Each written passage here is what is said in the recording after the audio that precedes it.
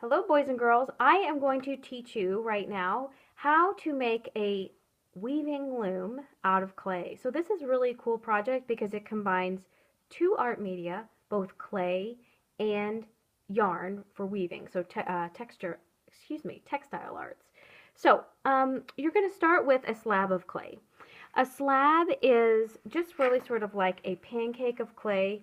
I've already rolled it out for you and it's pretty thick. That's a pretty thick slab as far as they go.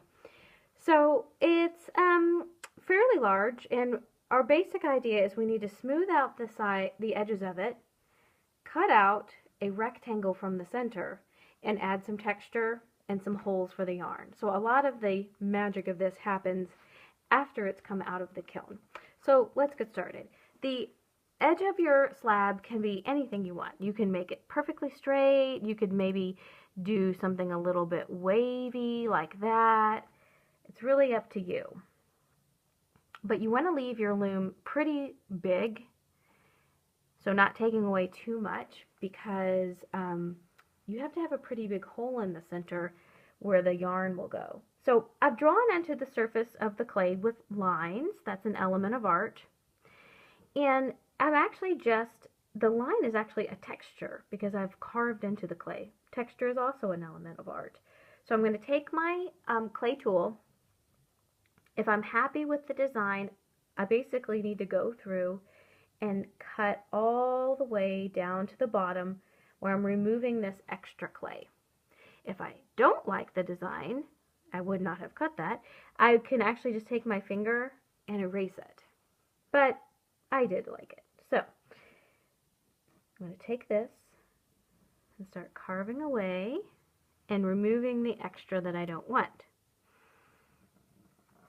I go all the way around the sides. Keep this extra clay just in case. I will be collecting it from you so that we can use it for another project. Okay.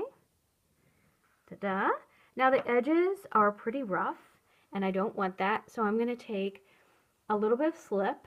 Slip is that combination of clay and water that you can squeeze out. You don't want too much of it on your sponge, and go around the edges just like this. Okay. Now is a really good time, since there's not a hole in it, to get your name on the back. So I'm going to flip mine over. You definitely want to do it near the edge, because remember, you're going to cut this part out. So I'm going to go ahead and carve my name in. Put your class code. I'm just making one up there. And flip it back over. Okay, so carving out the center. I'm going to give you a piece of paper that gives you about the width that you need.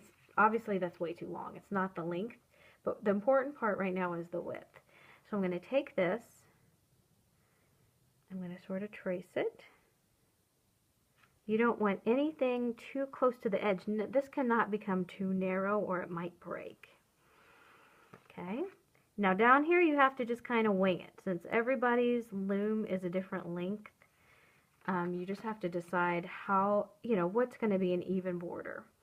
Okay, if you think that's going to work, same thing. You go through, push all the way down to carve out this, oops, I kind of missed the line there. That's all right. This center rectangle.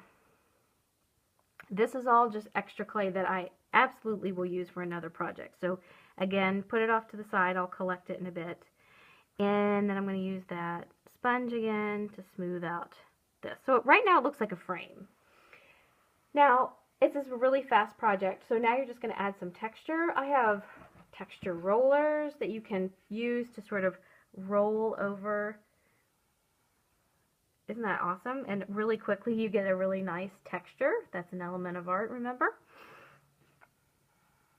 Or you could carve into the surface if you do not want to do something like this.